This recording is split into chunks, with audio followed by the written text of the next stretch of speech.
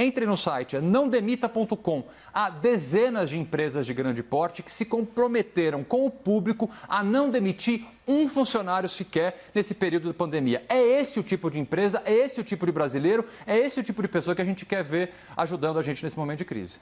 Caio? Bom, eu espero que o capital de giro dessas empresas aguente firme e forte, né, enquanto as autoridades políticas, que não abriram mão sequer de 1 centavo da sua renda até o momento, estão aí, enfim, blindadas, vamos dizer assim, vacinadas, têm imunidade ao coronavírus, para usar as sábias palavras do professor Modesto Carvalhosa. Eu queria chamar a atenção do espectador da CNN para um artigo capcioso que eu li hoje, de autoria do ex-ministro Maílson da Nóbrega. Né? Quem é o Maílson da Nóbrega? É justamente o ex-ministro da Fazenda no período Sarney, o período de hiperinflação.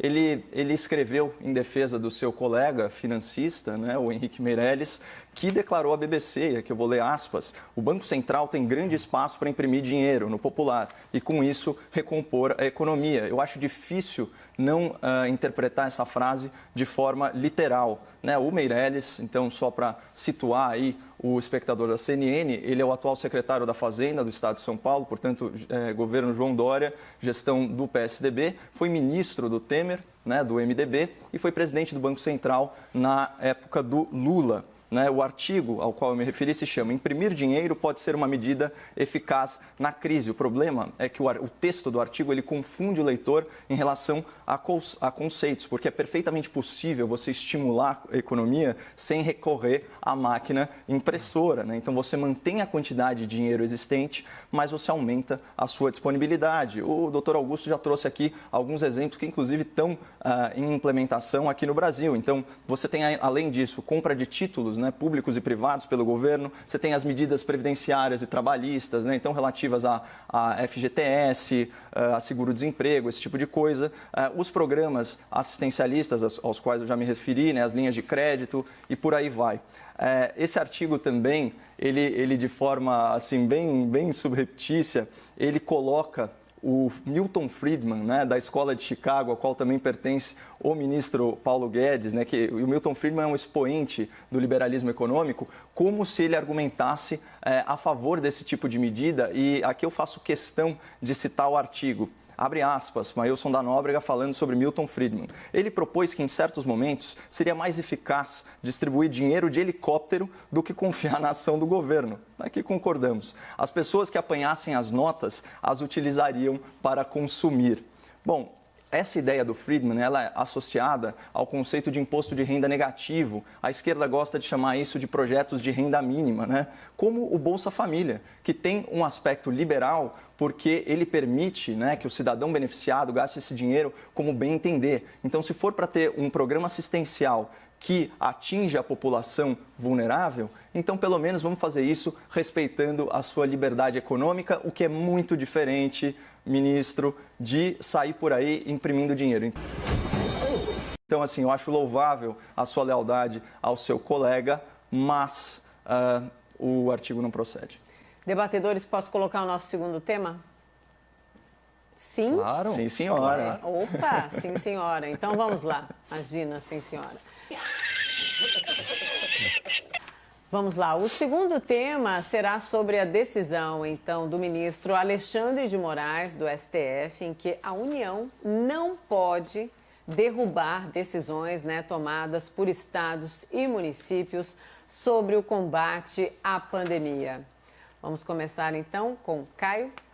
Na verdade, essa eu vou pedir para a gente começar com Augusto então, dessa vamos lá, vez, Augusto. Que é o especialista em direito aqui. Sem problema nada, nós temos a mesma formação, você fez direito também. Né? Aqui você estudou bem mais que eu, nesse debate aqui tá tranquilo. Não, eu estou passando a batata quente para você. Não é quente, deixa eu falar. Pura vamos lá. Primeiro. troca de gentileza, mas vamos tá ao muito debate? amiguinho, o público não vai gostar, vamos lá. Que a gente for sabendo que não vai trabalhar amanhã. Né? É verdade. Vamos lá, gente.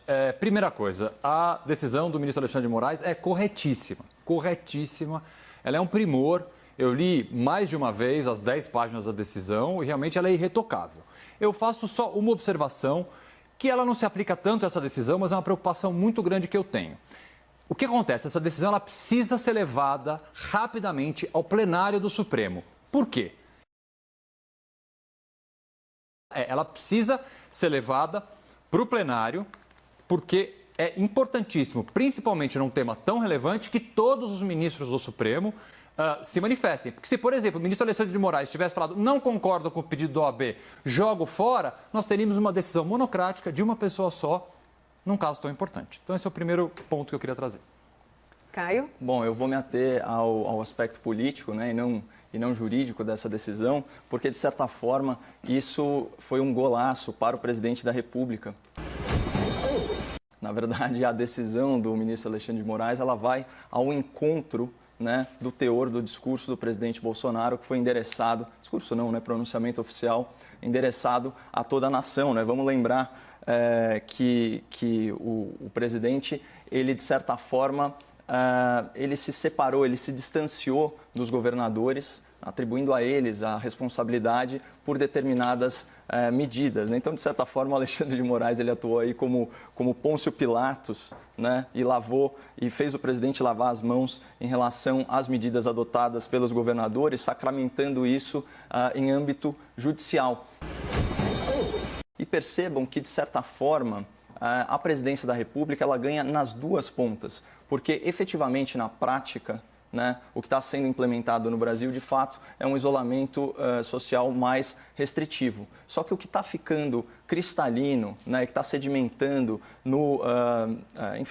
na opinião pública, né, é a associação da imagem do presidente com duas mensagens nessa crise. Primeiro, um apoio esperançoso, né, ao tratamento experimental com hidroxicloroquina combinado a antibióticos. Esse é o primeiro ponto. E o segundo ponto é a retomada da vida econômica, com a flexibilização do que a gente convencionou aqui no popular a chamar de quarentena.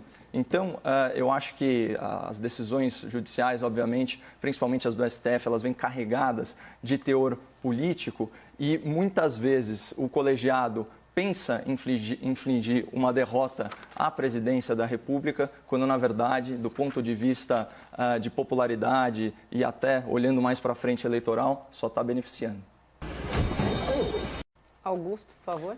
Olha, eu não sei se o presidente Bolsonaro leu a decisão, mas eu não achei muito positiva para ele não, viu? Eu vou ler aqui só uma parte bem curta dela. Diz o ministro Alexandre de Moraes: lamentavelmente, contudo, na condução dessa crise sem precedentes no Brasil e no mundo, mesmo em assuntos técnicos essenciais e de tratamento uniforme em âmbito internacional, é fato notório a grave divergência de posicionamento entre autoridades. O que está dizendo o ministro Alexandre de Moraes aqui?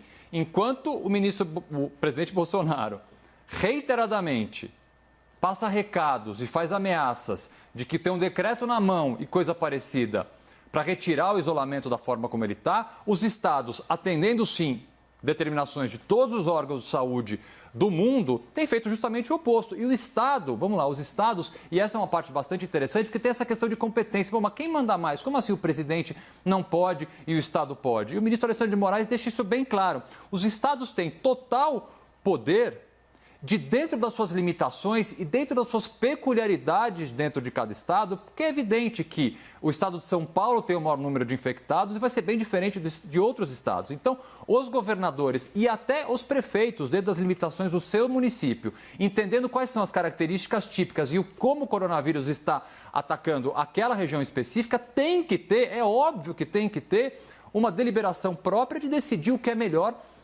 para o seu estado. Então, o que o ministro Alexandre de Moraes fala é isso. Os estados têm competência e têm responsabilidade em cada estado. Caio? Eu só fiquei impressionado com a habilidade do Dr. Augusto de ler além do que está escrito, né?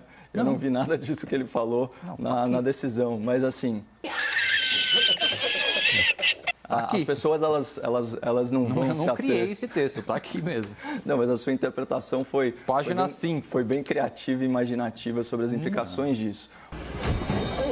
O ponto é o seguinte, isso não muda o que eu falei, que é a consequência política. Quantos são os brasileiros que têm tempo, se bem que agora na quarentena até tem tempo, mas têm interesse de ler o juridiquês de uma decisão do STF? O que vale é a implicação prática disso. E, como eu disse, o judiciário agora tira a responsabilidade da divergência do presidente da República, né? Arroga para si esse ônus, porque é um ônus, e está falando peremptoriamente, olha, o governo federal não pode se sobrepor aos estados. Com isso, a autoridade federal lava suas mãos e todas as consequências políticas, sociais, morais, em relação à forma como a pandemia é conduzida, inclusive a contagem de vítimas, agora passa a recair nos braços dos governadores de forma muito cristalina. Né? Então, é nesse sentido que eu falo que foi uma vitória política, embora eu suspeite que essa não é a intenção original do ministro Alexandre de Moraes.